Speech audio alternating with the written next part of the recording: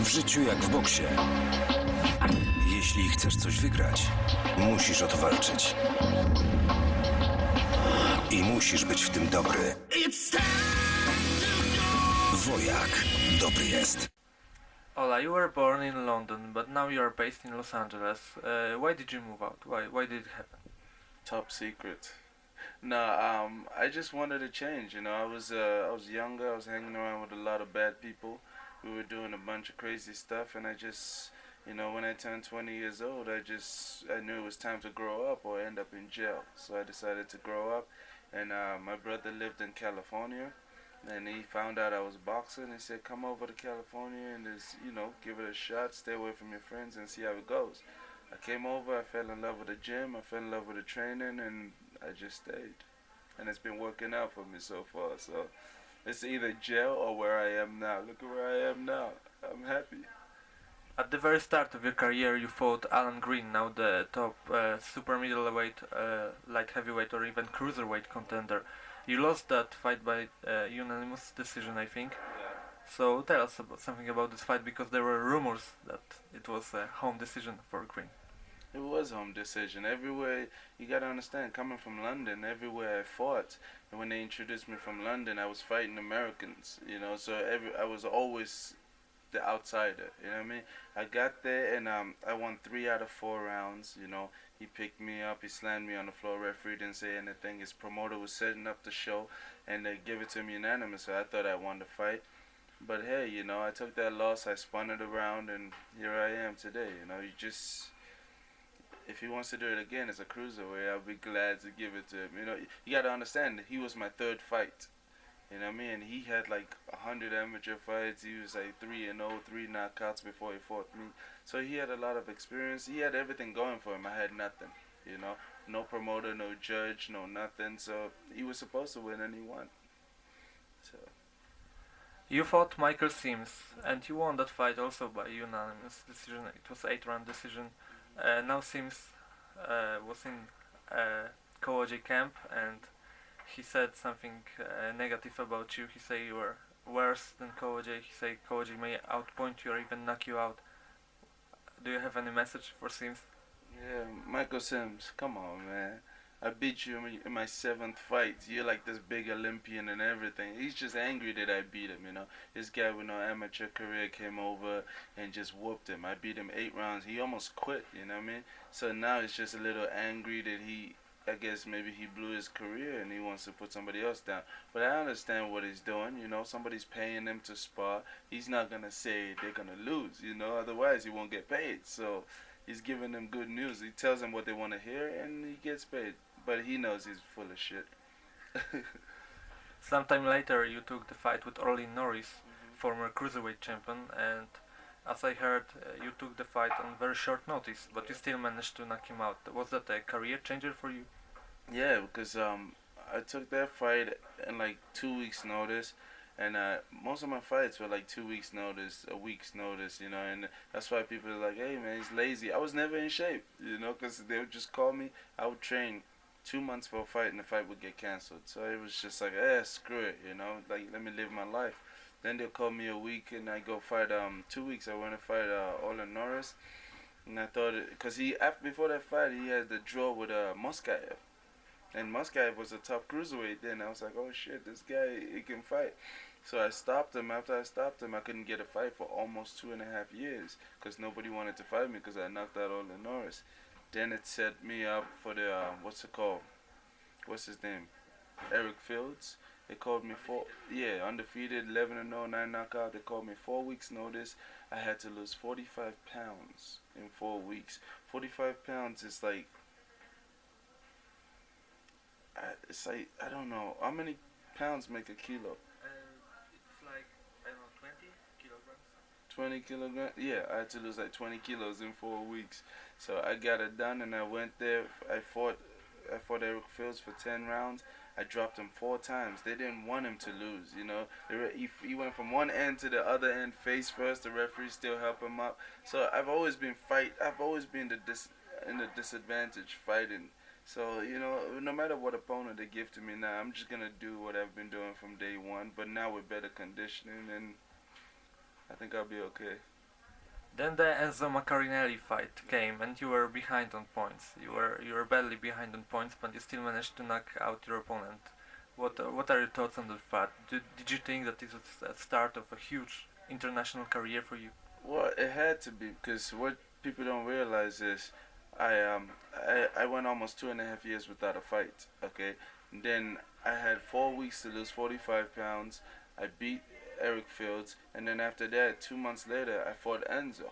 Okay, then I beat Enzo, and then after that, 3 months later, I fought Hook. So I really didn't have any tune-up fight. It was just hard fights. But with Enzo, I knew a lot of people say, "Oh man, he can punch." But in Europe, everybody can punch. You know what I mean? Because it's easy to get knockouts in Europe. I'm sorry, it's easy.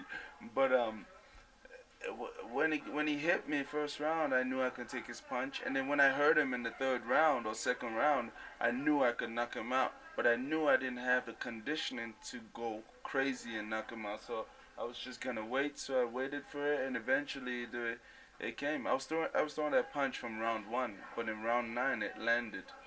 So Then you lost the decision to Marco Hook. It was yeah. some people say it was home decision too, but you could have done much better. Listen. I take nothing away from like the fight. No, I did take something away. It was to work harder. Like I think if that fight was anywhere else in the world, I might have won a close decision, okay? Because he would throw like 4 or 5 punches and I'll make him miss. The crowd will go crazy. I'll land one punch, the crowd won't say anything. But at the end of the day, I didn't do enough to win. He was the champion. I had to go and dethrone him, and I didn't do that. I had him hurt round 5. I almost knocked him out, but I didn't have the stamina to go knock him out. So I don't blame Marco Hook. He did his job. I didn't do my job. So and he's the champion. But if there's ever a rematch, I'm gonna knock him out, and he knows it. He knows if I can almost knock him out when I'm like not in shape. What am I gonna do to him when I'm in shape? I'll kill him. Well, I take that back. I won't kill him, but I'll knock him out. You are always telling us that you want rematch with Hook, but do you think it can eventually happen in 2012? I'm hoping it will happen because right now WBO I think has me ranked number 2 or 3, so I'm gonna pretty much be mandatory if I don't lose. So my goal is to keep winning, and if I'm mandatory, he has no choice but to fight me. You know what I mean? So that's my goal. He can keep running, I'll keep chasing, and I'll catch him. You know. If Hook lose his title, will you want to get a rematch with him or fight for a WBO title? Listen, when I was younger, I boxed for like pride and all that. Now it's about the money. If Hook loses his title and the money's there, I'll fight him. If Hook loses his title and the money's not there, I'll go where the money is. I don't care. I don't care on like proving myself being tough or ego or nothing. I just want the money. I want to pay my bills. You know what I mean? So Hook, don't lose. So you are saying that you fight for money, but tell me some names. Who are you interested in facing? Well, first of all, absolutely, it has to be Hook. You know. Second of all, I'd like to fight Ledbedev. He's got a buzz now. He's got a good buzz. He beat Roy Jones Jr. He can punch. But I don't think, cause I thought Roy Jones was winning that fight. Roy Jones was winning till he got the knockout. So I know Ledbedev doesn't do good with boxers. So I would like to fight him. I'd like to fight Ledbedev, and there's a young guy coming out of California from Nigeria, Latif Coyote. I know him real well. We're sparred, we're friends and all that. But like I said, this is a business. If he's got the buzz, I'll go take his buzz. I'd like to fight him too, you know? There's also one guy who you might be interested, Antonio Tarver, who Oh, absolutely. Thank you. Antonio Tarver, I would love to fight Antonio Tarver. He's the man. Him, Hook, then Tarver, then after Tarver, Ledbedev. That's the lineup. any thoughts about going up to heavyweight? He ain't going nowhere, man. He just won a world title as a cruiserweight. He's gonna milk that for a while. And if he goes to heavyweight, it'll be just that one fight like David Haye to get that big check and retire. But he needs to prove himself as a cruiserweight first. I mean, Danny Green is a natural light heavyweight. Danny Green is small. If he stands in front of me, I'll be taller than him. So it won't be as easy as Danny Green. I'll take him. because he's not that active, you know. But I'd love to fight him. He's smart and he punches hard, but who doesn't, you know? I got a chin, man. I could take anybody's punch. There you go. What is that? A punch? Go on. Bang, there you go. Knock me out on camera. That'd be cool. One more thing, ring legend, Bernard Hopkins may move to cruiserweight.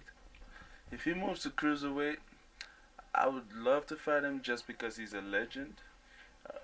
But I don't think it's realistic that he'll move up. He has to get by Chad Dawson first. And I think Chad Dawson is a better fighter than people think he is. You know, so he might, I think Chad might win this fight. If Bernard Hopkins wins, good for him. He's already proven he's a legend. It's like 45 years old winning world titles. But Chad Dawson's pretty focused. And if he comes up, I'll fight him. You know, like I said, it's about the money. And Bernard Hopkins got a big name. But I don't think if he comes to cruiserweight, he'll want to fight me. He'll probably want to get a title shot right away, you know, fight Mark or Hook or something like that. So, realistically, that fight might not even be able to happen. Alright, thank you all. Anytime. Boxer.org, baby.